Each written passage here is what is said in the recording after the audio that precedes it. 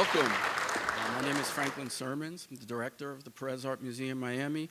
I'm very happy to welcome you all here today. I'm very happy to be here, of course, with U.S. Trust and Bank of America, who are not only great supporters of the PAM, but great friends as well. Thank you.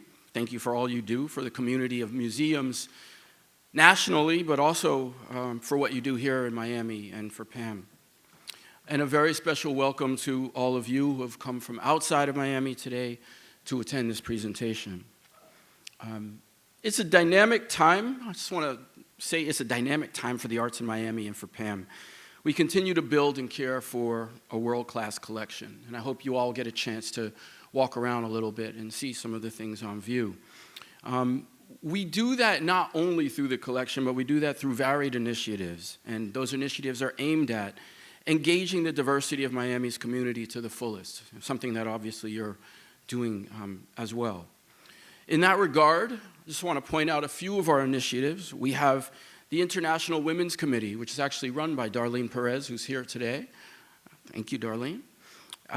We also have the ambassadors for the Fund for African American Art, and I want to point out Marilyn Holyfield, who's here today, who is part of the steering committee and a big part of that group. And also George Perez, who is speaking today and who was a founder of the Fund for African American Art. Soon we will begin with the Latin American and Latinx Fund, which has its inaugural convening in the next month. So the collection obviously is a big, important part of what we do. And I am very happy to also see our founder of the Collections Committee, Dennis Scholl, along with his wife, Deborah Scholl, on the panel here today. And you all know Laura Kaplan. And we are so fortunate to have Laura on our board. Thank you.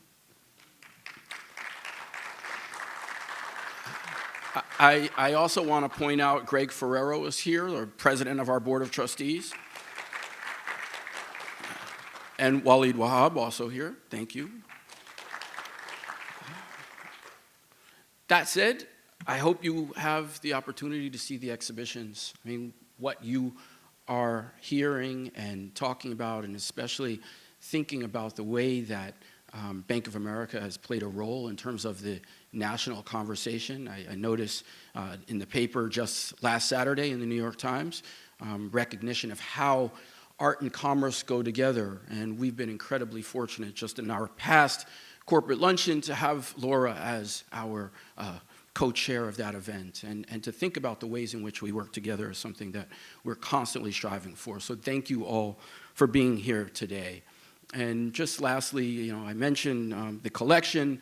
We have this exhibition on view, The Gift of Art, which celebrates selections that have been given to the collection over the course of the last 25 years. And that runs parallel to the Christo exhibition, which I think all of you have probably heard about by now, which is running in our special exhibition galleries. And really a way of sort of talking about the history of contemporary art here in Miami. To think back to 1983, to think of such a symbolic event like Surrounded Islands, and then to think of us being sort of born the following year by the same organizer. And that was Jan van der Mark, who was the founding director of the museum. So thank you for your time, thank you for your support. Looking forward to this wonderful panel. And without further ado, Brian Mormile, head of U.S. Trust Southeast Division. More mile for the Anglos in the audience, but thanks, Brian.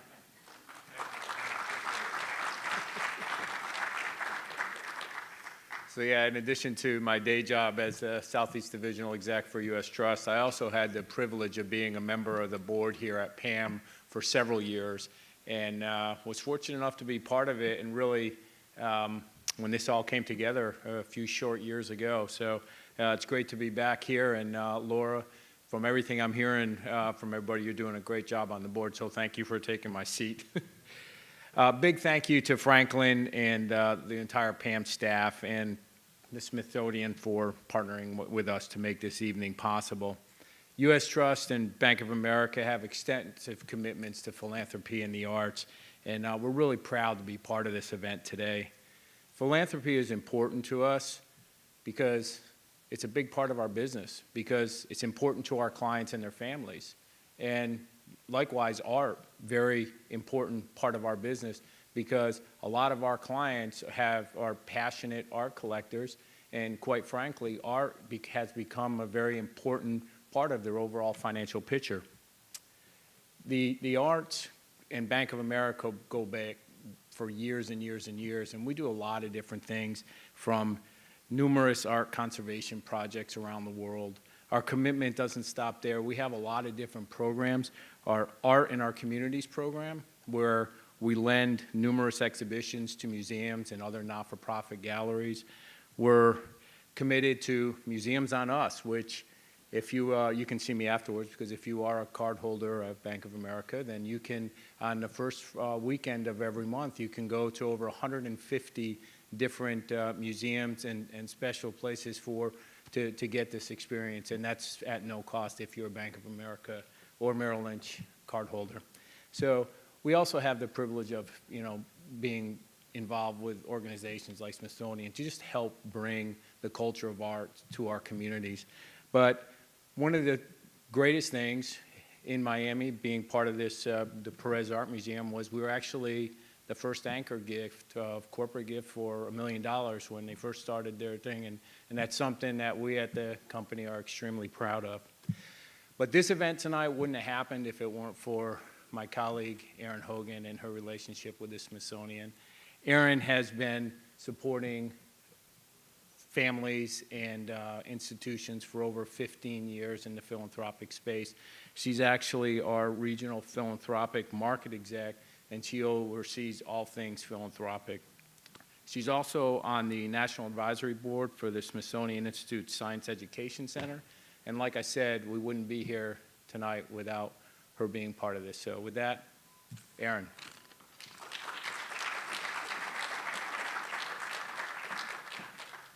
Good evening. Thank you, Brian. That is a very kind introduction. And 15 years, yes, I started very young in my career in philanthropy.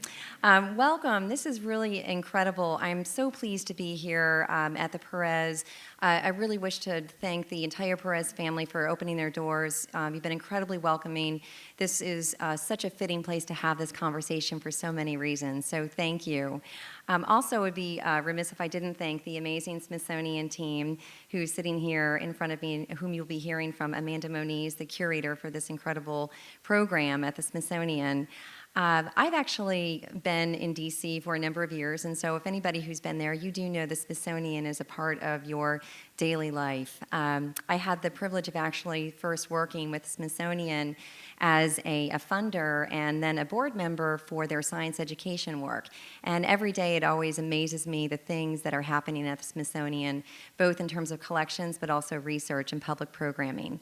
So I'll never forget the day that I first heard about the Philanthropy Initiative at the Smithsonian when I was invited to come in and see the fledgling collection.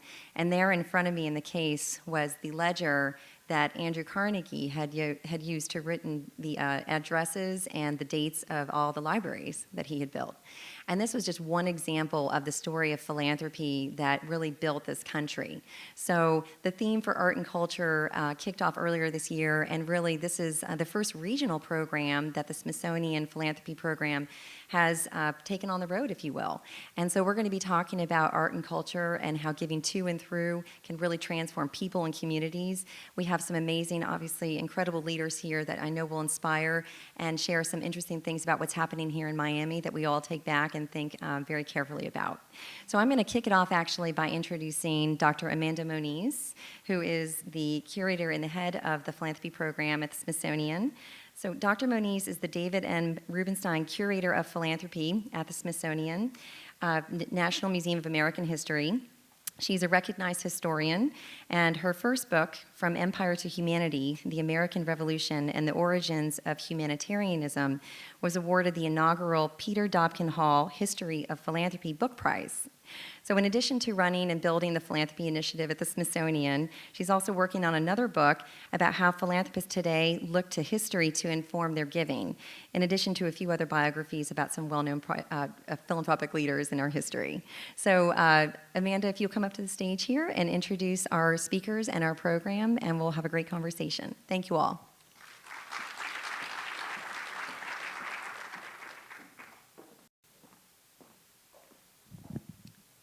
Thank you, Erin. I'm delighted to be here in Miami for what is the Smithsonian's first Regional Philanthropy Initiative program for a conversation exploring how giving to and through the arts can transform communities. Thank you to our co-host, U.S. Trust, and to the Perez Art Museum Miami for making this evening possible. My Smithsonian colleagues and I also wish to express our gratitude to our panelists, Mr. Perez and Mr. Scholl. We're very sorry that Alberto Ibargüen could not be here this evening. He was called away for an emergency board meeting, and sends his regrets. But we're absolutely thrilled that Dennis Scholl could join us and that he and George Perez are participating in tonight's important conversation about the role that philanthropy has played in the proliferation and impact of the arts in Miami. I'm very pleased to have a few minutes to speak with you about the Philanthropy Initiative at the Smithsonian's National Museum of American History, and to talk about how I see developments here fitting into the story of philanthropy's role in forming and reforming the nation.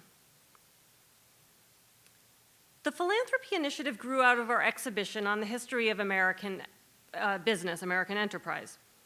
The curators of that show planned to have a section exploring philanthropy, but came to realize that the topic deserved attention in its own right. This happened to be around the time that Bill and Melinda Gates and Warren Buffett launched the Giving Pledge, a commitment by America's wealthiest individuals to give away more than half their wealth.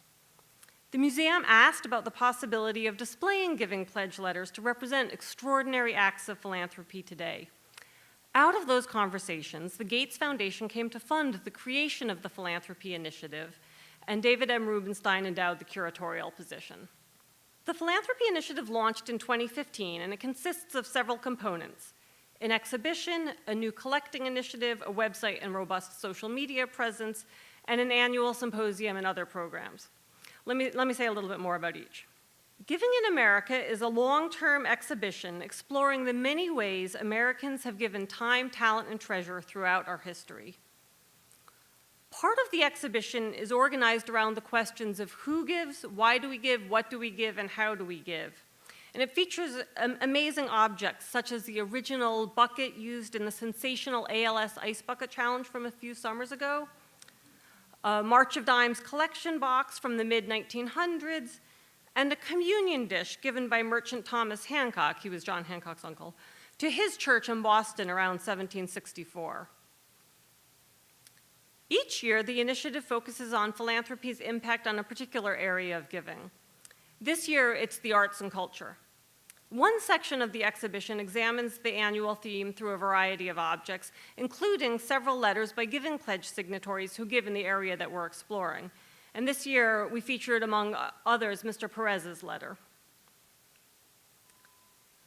Along with opening the exhibition, the museum launched the new Philanthropy Collecting Initiative. And I should note that the museum does not often add new collecting areas. We're already sort of out of space for storage. And so I think this tells you something about how significant this, looking at this topic is to the museum, the importance we put on it.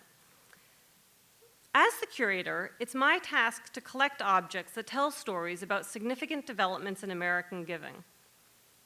Last year, I was thrilled to collaborate with colleagues to add a costume worn by Lin-Manuel Miranda as Alexander Hamilton in the original Broadway cast of Hamilton, an American Musical. The suit was on view in the Giving in the Arts case, along with Giving Pledge letters. The cast and crew of that show, as you may know, have made enormous contributions to supporting the child welfare organization begun over 200 years ago by Alexander Hamilton's widow, Eliza, and other women, when women in the United States were new to organized benevolence. That organization is still in existence, and artist philanthropy has really been pivotal in bringing renewed attention to the organization. I was also very proud to collect a basically unknown portrait of Eliza Hamilton. It now hangs in Giving in America and helps us tell the story of how women emerged as philanthropic leaders, helping to reshape both welfare priorities and society's ideas about women's public roles.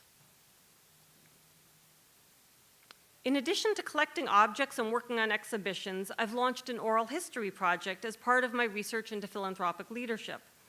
and I was privileged to conduct a fascinating oral history interview with the Knight Foundation's Alberto Ibargüen. We'll be sharing it on the new website that we're currently developing.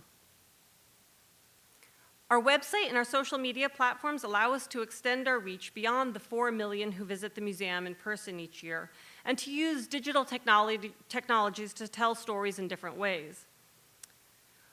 One of the stories I've been focusing on recently is about African Americans' humanitarian activities during World War I. Through their philanthropy, they aided the general war effort, and particularly they helped their fellow African Americans who were being denied services or treated unequally by some other organizations. So African Americans were helping their own while also using their efforts to advocate for full inclusion in American life. We'll be sharing a short video and other resources on the topic around Veterans Day.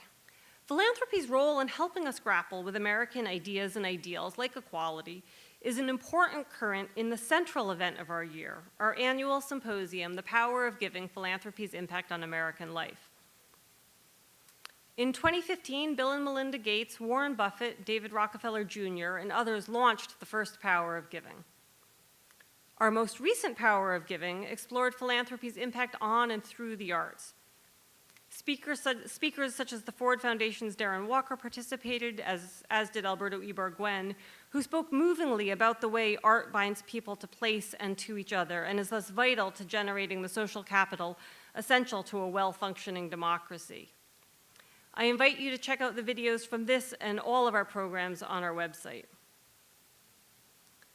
Tonight's conversation builds on our March Power of Giving program, and it's particularly special to us because it allows us to to dig deeper in exploring the Knight Foundation's arts and the arts in Miami in general. So we're really thrilled that Mr. Scholl, who built the Knight's art program, could be here to help us deepen this conversation.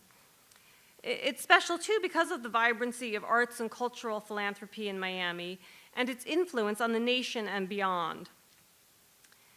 The experience here raises questions for those of us interested in the history and impact of giving to consider. And one of the questions I've been turning over in my mind comes out of art that I saw here at this museum. When I was in Miami last January, I had some downtime and I couldn't pass up the opportunity to visit this museum, which I'd never been to before. I came to see the exhibition, On the Horizon, Contemporary Cuban Art from the George M. Perez collection, which was then featuring a chapter called Domestic Anxieties. I was struck by the way the art gave immediacy to experiences of containment and decay. That's a story about the power of art, but it's also a story about the power of philanthropy. Philanthropic gifts brought those Cuban artworks and their powerful commentary to audiences in and beyond Miami. As Alberto had noted at our symposium, Miami is a city of exiles and immigrants. Like its population, the city's philanthropy is part of larger ecosystems that both shape and extend the impact of giving here. So one of the questions I've been thinking about is what transforming community through arts philanthropy means in a place as deeply connected to other regions as Miami is. And I look forward to hearing our panel's discussion of this and other questions. Now it's my privilege to introduce Claire Costello, a U.S. Trust philanthropic specialist who will be moderating this conversation, and our panelists, Dennis Scholl, President and CEO of Art Center South Florida, and George Perez, Chairman and CEO of the related group, signatory of the Giving Pledge and supporter of this beautiful museum. Thank you.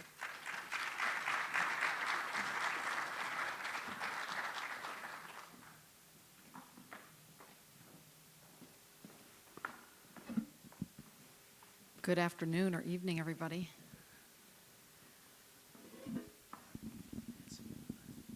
You can't see any? They're out there. So I want to just start by framing the context, which I know many of you here have contributed to, so thank you for that. But by framing the context with you, if we could, Dennis, about just the arts and culture scene in Miami, and in particular, its recent evolution and explosion as seen in the maturation of the anchor institutions, including PAM, as seen in the sharp increase in the creation of creative jobs in Miami and so forth. So if you could just lay that out, and in particular, what philanthropy had to do with that evolution. There are a lot of people in the audience who had a lot to do with it, I can tell you that. So we're glad you're here.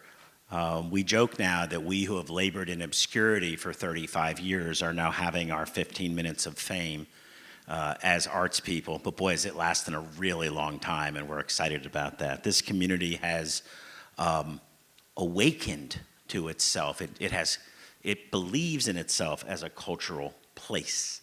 It does not view itself as it did previously as a place that was devoid of culture. That started, I would suggest, maybe in the late 80s or maybe 90s when a number of collectors got together and began to create these public spaces for private collections. That in and of itself is a tremendous philanthropic gesture. The idea of taking contemporary art, because we didn't have traditional strong museums, but the idea of taking that private art collection and simply making it available to the public for anybody to walk in. From my perspective, that was a huge, important moment for our community. When it comes to philanthropy in the arts, one of the interesting things is that, and you'll hear me take Alberto's name a lot tonight because he really gave me this opportunity and we did a lot of this work side by side, but when he wanted to take a significant portion of the Knight Foundation philanthropic dollars that were moving through this community and allocate it to art, he said, well, I just can't do it because I like it.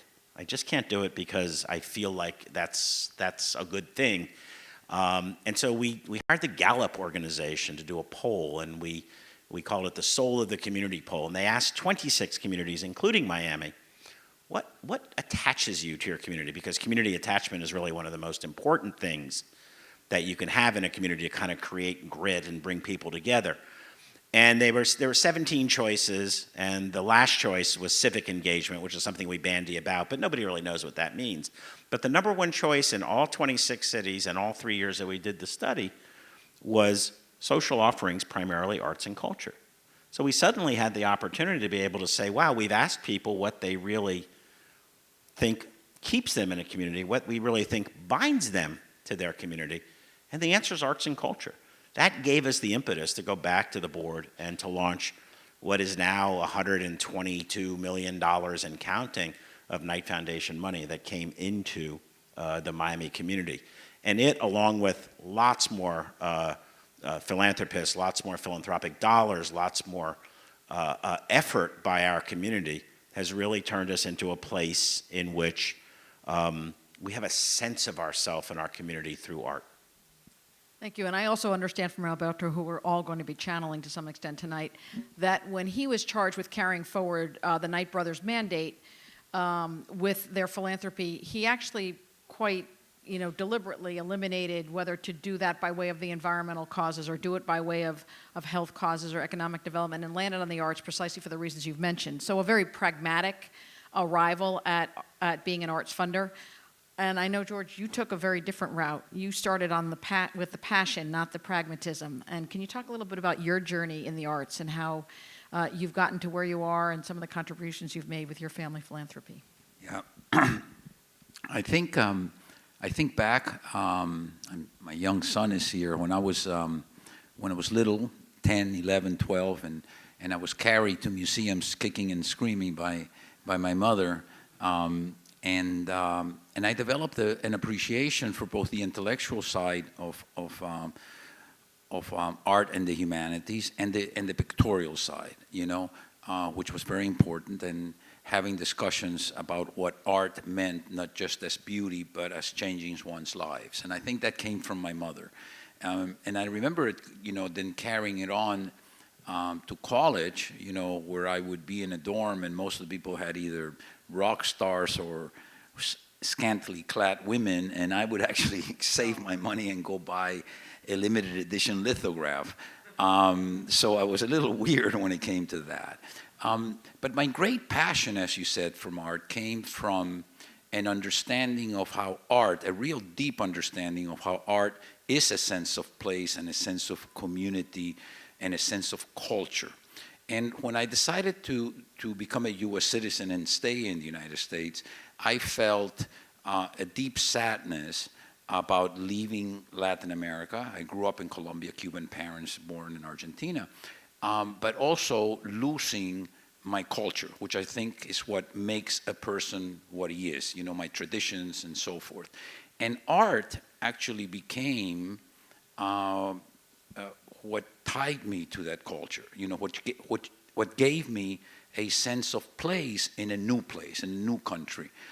So I started collecting only Latin American art because it was a way of me to keeping up, not just with the artistic part, but with the economic and intellectual currents that were going on in Latin America. And I remember going twice a year to Sotheby's and Christie's, which then were the only people that had Latin American art auctions, and meeting with all these people from the different countries. And by the discussion of art, also discussing who we were as people and where we were going as people. And I think that I saw that power of the arts to change people's lives, to make them understand about their past and their current position and what the future was going to be, and seeing it through the interpretive powers of creativity, which is what the artists do. They sort of explain what we do in different ways. So that's how I came to the arts. It was sort of, it's my cultural heritage that I don't want to lose, and it's a way of changing people's lives that is very powerful. So I started collecting, and always since the very beginning of collecting, I felt that I was going to have an important collection that I wanted to share with people, or else it just didn't mean very much to me. It's a beautiful narrative example illustrating how philanthropy at its best is really deeply personal. So it begins with what matters most to you, and it's a beautiful example of how that works. And if we might take advantage of your presence here under the auspices of the Smithsonian, and just ask you, point out, and Darlene, who's here too, how does it feel to be part of American history up there in the Smithsonian? How does it feel to be part of American history, having Darlene and George took the Giving Pledge, which, as you've heard, requires that you give at least half of your wealth to the common good, and that's what's being featured by the Smithsonian. And I just wanted to take advantage of your presence here and just ask you how it feels to be right up there next to the Carnegie Ledger. Yeah, well, Darlene and I were, it feels really proud. I really believe the more, in giving, and I keep on telling my friends, I sort of become like an advocate, not sort of, of giving, giving to anything, really. It just doesn't have to be to the arts. I think you just have to give, right? And I keep on telling people that really giving is much better than getting. The depth of the feeling that you get from seeing what you do and the power it has in changing and making other people's lives better is very important. So we were invited to a very small, actually 6 of us, the Buffetts and Bill Gates and Darlene and I, to a dinner. And, my first thing was, wow, why am I getting invited to dinner by these 2 guys, right? I mean, and I thought I was a philanthropic person, and I thought of giving and so forth. And then they started telling me about the Giving Pledge. And at that time, there were only, I think it was 50 people, and the Giving Pledge was very, relatively small.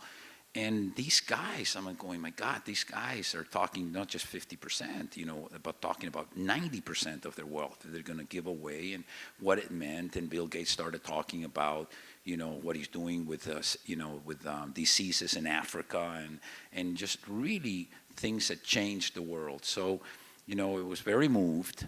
And then I remember taking my whole family on a trip, because I didn't want that to be my decision. And I told them, I said, hey guys, your inheritance is going to be cut by half, and I just want you to know that. And there was a little bit of a strange reaction to that. They're just glad it wasn't 90%, frankly. And I explained the same thing, And it was, they came to that decision, and it was a family decision, and I think they're very proud now. They all belong to the Perez Foundation, and they all contribute to the Perez Foundation, and that's the way it started.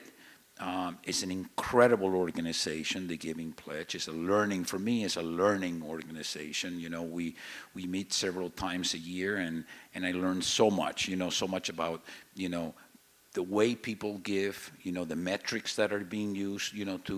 To assess, how your dollars can be multiplied. So it's been a tremendous addition to our lives. Again, illustrating how philanthropy at its best crosses generations, transmit values, and so on and so forth.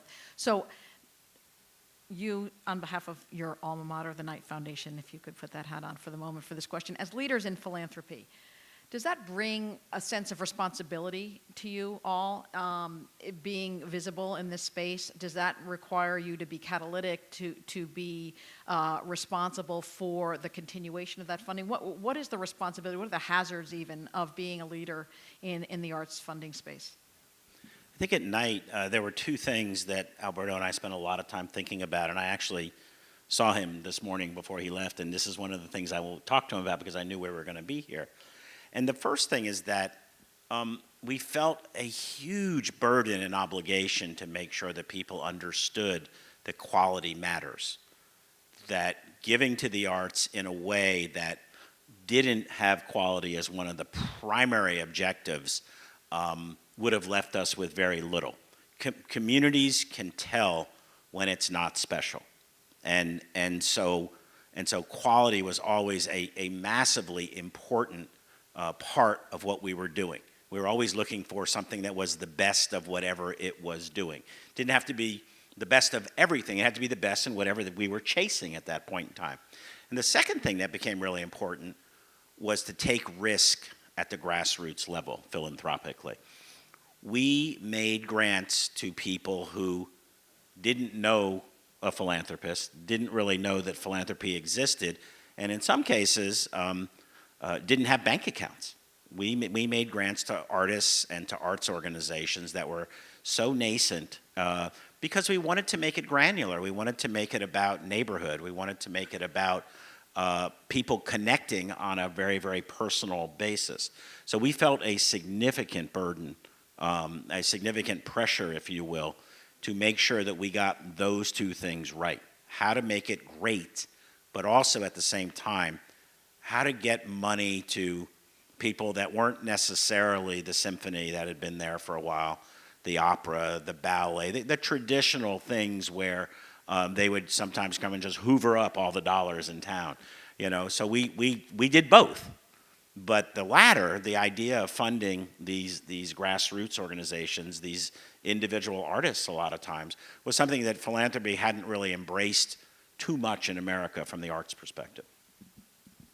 From a different point, totally, I think in your question, the responsibility that I felt, in addition to really truly believing, again, because of my parents who lost everything in Cuba and still,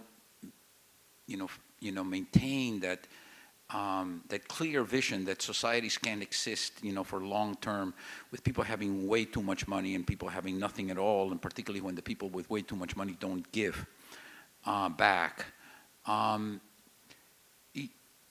When you become, I think, a little bit of a symbol, a personal symbol of philanthropy, you have a huge responsibility to show the way, and I hate to be a preacher, but to show the way that this is the right way, that giving is a good thing, that, parting with your money for good purposes is the right thing to do. So that one I feel a huge responsibility in that I am constantly asking, particularly many Latin Americans, don't have a tradition of giving. And many times when you ask them, they say, "Are you crazy? I'm not parting with my money. This is my legacy is," and I'm trying to convince them that the legacy in giving is the important legacy. It doesn't matter how much money you end up with or how many buildings you build in my case, or but much more important is what do you give? What do you leave behind as a good person, one that cared? And I think this carries a huge burden, And the burden is I can't ask others to do what I will not do, right? So you had to live your life in a philanthropic and a good way, In order to be able to ask, you have to give, you have to be able to give and show that example so others, particularly in young communities like Miami, start giving or continue to give.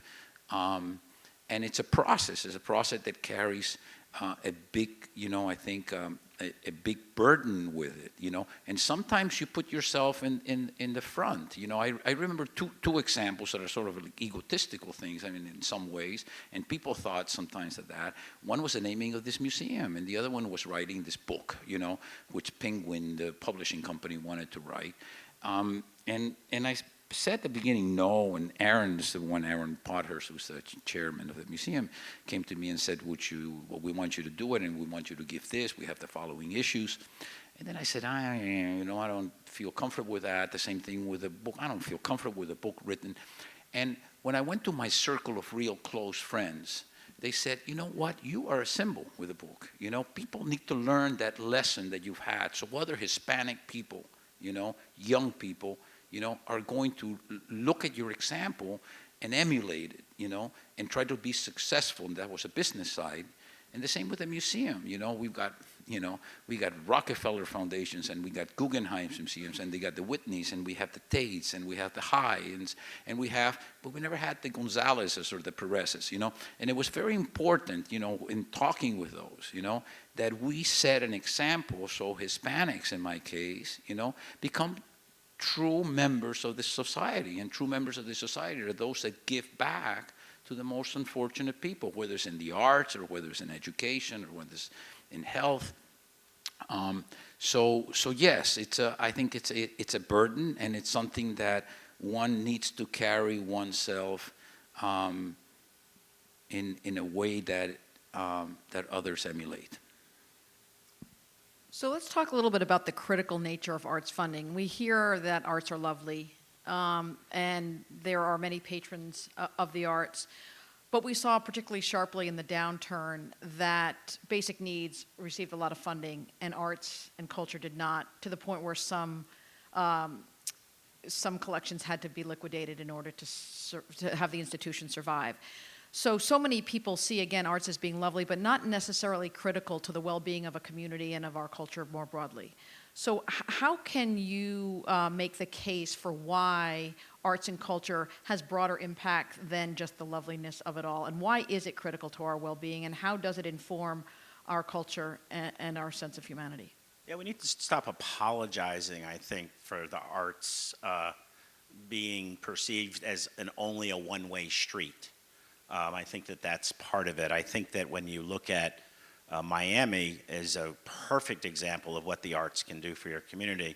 In 1987, I was fortunate enough with my wife, Deborah, who's here tonight, to go to South Beach, and we began to acquire buildings. We only went there because the artists were already there. The art center that I now head went there in 1984, and they showed up on Lincoln Road along with the ballet, and the ballet was dancing in storefronts, and the artists came there because, believe it or not, it was the cheapest real estate they could find within the core of the community. So it's not that way now, I can tell you that. But there, the artists were the early warning system, the canary in a coal mine for something dramatic that was about to happen, and it did.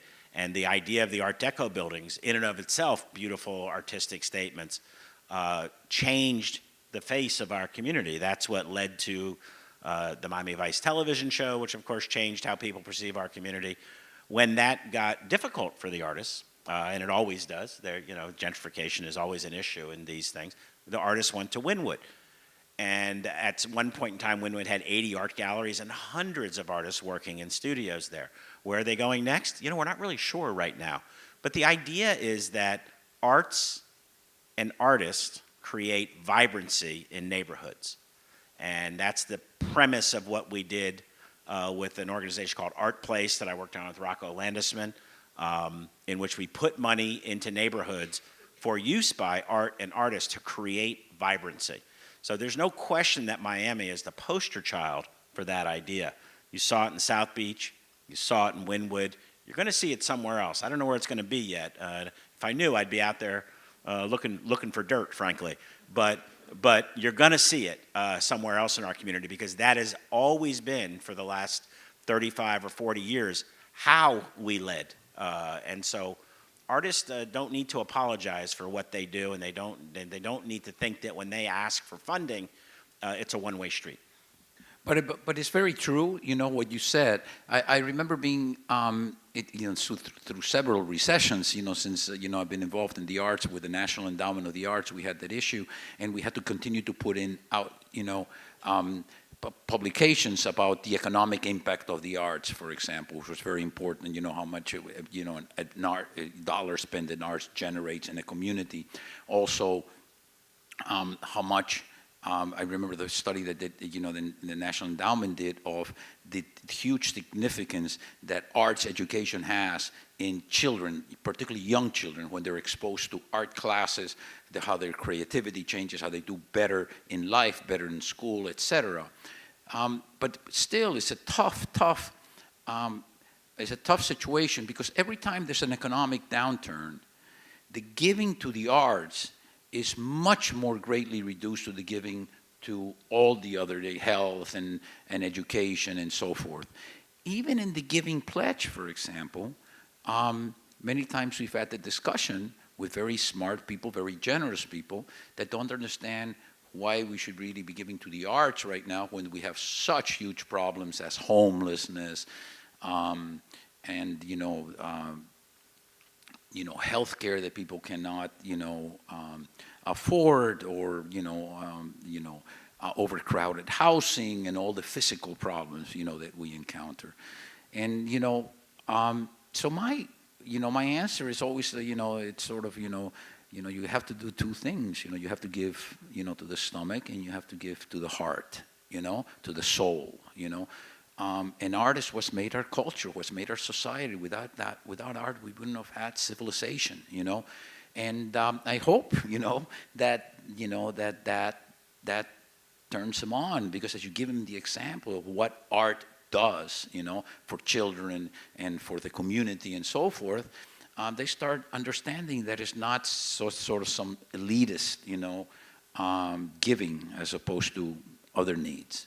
The Greeks and Romans are not remembered for that stomach giving. They're remembered for that soul giving. Exactly right. So you touched on this a little bit already, Dennis, but obviously Miami is a transnational place. 75% of the people that live here are not of here, and 50% of the people that live here were born outside of the country. So knowing that arts creates the sense of community, how do you do that in a transnational place like Miami? How do you create that sense of commonplace and purpose through the arts? The other thing that you have to acknowledge is that there's a city like Miami, which is so young, and a city like Philadelphia. Philadelphia is 250 years older than Miami. So when people come to me and say, how come we don't have Jasper Johns in the museum, like 10 or 12 of those, or how come we don't have all those Duchamps? I say, well, come back in 250 years and we'll figure out exactly what we're going to have. And you've got to honor that and acknowledge that, how young this city is. And when we started doing the philanthropy that we've done in this community, it was 80 years old. I mean, that's a scary, difficult, complex thing to think about. The thing about the arts that you can make work for you is that it's a great portal for people to connect with other people who they don't have any existing business relationship with. You don't have any existing day-to-day relationship with. Food is a great way to do it, but culture is a really great way to do it. And in this community, I have to say, I'm proud to say that we embrace that using art as a way of connecting to other cultures is something that we do better than almost any place I've ever been. It could be because we're one of the most diverse cities in America. Miami used to be an African-American population, an Anglo population, as we call it, and a Cuban population. That's just not true anymore. We are majority now, but it isn't a Cuban population. It is a El Salvadorian, Honduran, Colombian, Argentinian, Chilean. The list goes on, and that's what, there are 300,000 Brazilians in Miami. So the idea of being able to understand people through their culture is something that we as a city embrace, and I think it does wonders for us in terms of breaking down the barriers that exist via language, via wealth disparity, which is really one of the biggest issues we have here. So I think that that's what culture does, is you haven't lived till you've gone to the 71st Street band shell and seen a concert there with tango, or you haven't seen a compas band from Haiti come and play at one of your events. That's the kind of thing that opens your eyes in a profound way and reminds you that you are not in Kansas, Toto. Yeah, that's all that Dennis said is very, very true. I mean, we really are sort of the capital of the Americas, particularly in the Americas, and anything that we do culturally to promote that not only promotes art and understanding, but promotes Miami as a world-class city. I find that South Americans love Miami for a number of things, but one of them is that they all sort of get along. Sometimes you go to Colombia, they don't like Venezuelans and so forth. Here, it's sort of a real melting pot, and they see Miami. They used to see it as the fun and sun capital, and then the trading capital, and now as a cultural center, which is very important. We, in our philanthropy, try to encourage that by not only collecting first Latin American art, because I figured, if we really are the capital of the Americas and all the Latin Americans look to us, Cubans, Colombians, Argentinians, we should really have the best contemporary Latin American art collection of any museum in the United States. And that's why it was very important for me to give what I would call the traditional Latin American collection, the ones of the 50s and 60s, Diego Rivera, Frida Kahlo, the great masters of that time. In addition to art, we're funding a lot of residencies and programs that bring artists from Cuba and Colombia to Miami, artists from Cuba to Colombia, always trying to make Miami the center of that, of that conversation. So yes, we are, that center, and we need to continue to work on that. And so, for example, when I went to my friend Alberto, who always, backs me in these cockamamie ideas that sometimes are good, I kept on saying, you know what, I'm collecting Latin American art. We are getting Latin American art donors. We have Anglo, as you call them, donors, but we're not represented in the African American community. And that's why it was very important for me. I called them and said, we got to start this African American fund. And we gave $1 million to start this fund that now has really grown not only into an art fund, but sort of a community fund and community endeavor and a meeting place, which is exactly, what we wanted. So I think it's very important that art represents the totality of this, very diversified community. And I think the museum and Franklin and the whole staff is doing an excellent job, not only in the collection, but in the shows that they present, that they represent the whole of the community. So how do you sustain all this? How do you keep this vitality alive? How do you keep, perhaps not at this exponential pace, the explosion, the evolution that we've seen, but I mean, and how do you maintain the quality of the anchor institutions? How do you continue to seed at the grassroots and incubate new ideas, new artists, and what have you? And as you say, you're in your 15 minutes, and how do you make that 20 minutes or more? And what does it take to hold the sky up at this point going forward? We just have, we attend through the American for the Arts at Sundance, and Mr. Reffer is very nice in giving us this, and these are ideas that we're, always talking about, right? How do you fund, how do you maintain, and so forth. Money is essential, so the continuous asking of people to help us to do this, because most artistic endeavors are really non-for-profit.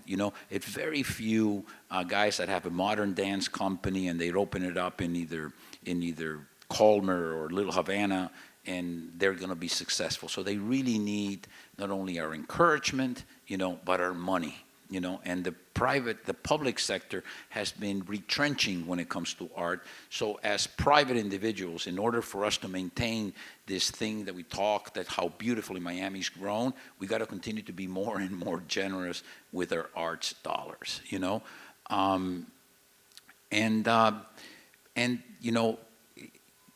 we are very fortunate. Dennis, alluded to the fact that now we not only have private collections, but some, better museums, and we need to keep on hiring. I think Pam has, in Franklin and Tobias and the curatorial staff, I think people that I would compare to anybody, and we have to keep on spending that money and to try to encourage, people with great vision and to encourage artists to come to Miami. And that's something that has to happen every day. It's not something that we can sort of forget and say, kudos to Miami, we've done a good job. No, as much as I love Miami, and I agree 100% with what Dennis said, how hard we've grown, every time I go to Chicago or New York, and I go... 200 years older. Yeah, but I still say,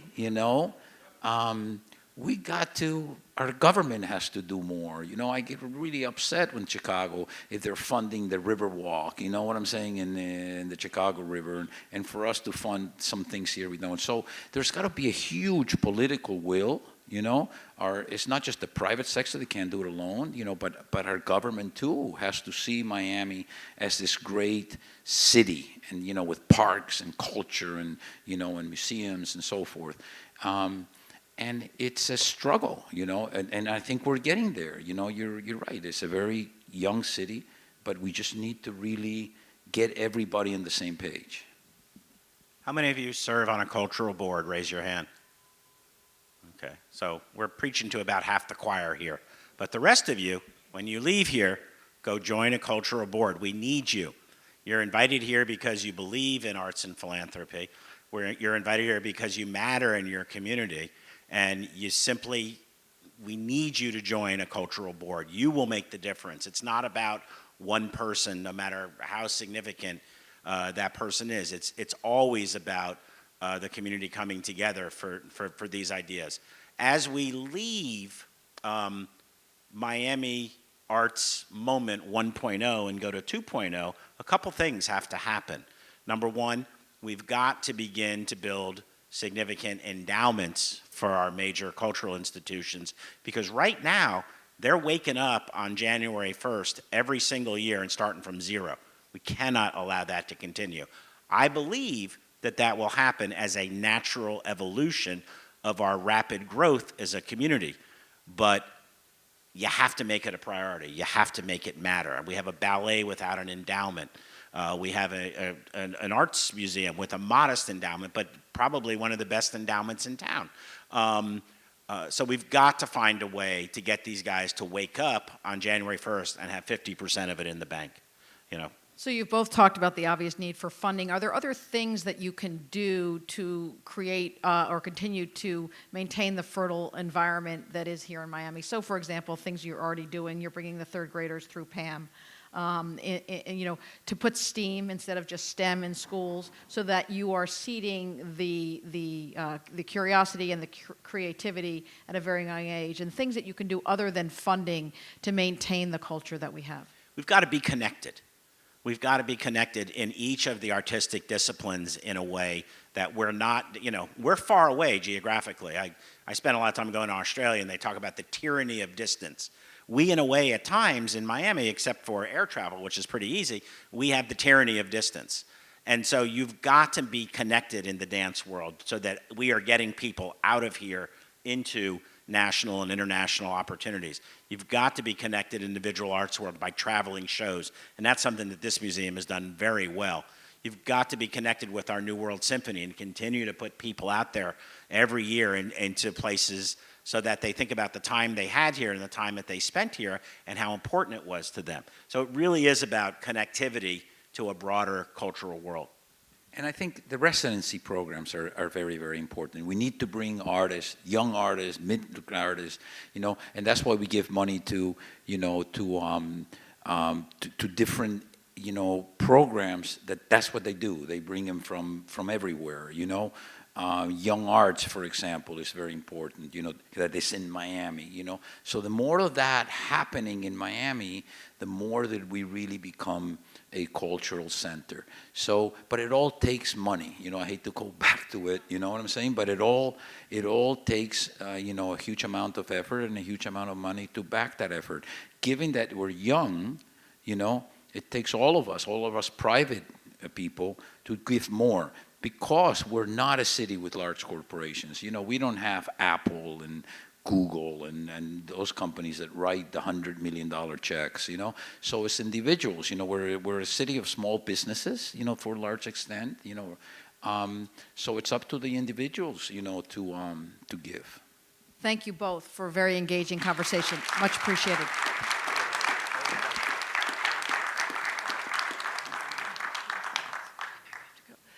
Thank you to our panelists for such a stimulating conversation. I was particularly interested, I'm from the Northeast, and my research has been on older cities like Boston and Philadelphia and New York, so I really appreciate your focusing my attention on what philanthropy's like in a newer city. Next year, the Philanthropy Initiative will turn its attention to giving for health and medicine. Our signature program, The Power of Giving, Philanthropy's Impact on American Life, will be held on March 19th, and we'll be unveiling the new Giving and Health case in our exhibition too. And I'm really looking forward to continuing to explore these topics like philanthropic innovation and leadership and philanthropy in younger cities in the months and years ahead. As we close, please let me introduce my National Museum of American History colleagues. Maggie Webster, Associate Director for External Affairs, Carrie Fantasia, the Deputy Director for External Affairs, and Anna Carvallis, Philanthropy Initiative Program Manager. Anna and I work together particularly closely on the Philanthropy Initiative, and she can especially answer questions about the Power of Giving Symposium. We all look forward to speaking with you more, and please do let us know if you'd like more information about the Power of Giving and the Philanthropy Initiative. Thank you again to U.S. Trust, to the Perez Art Museum Miami, Claire Costello, Dennis Scholl, and to George Perez for such a stimulating evening. Thank you.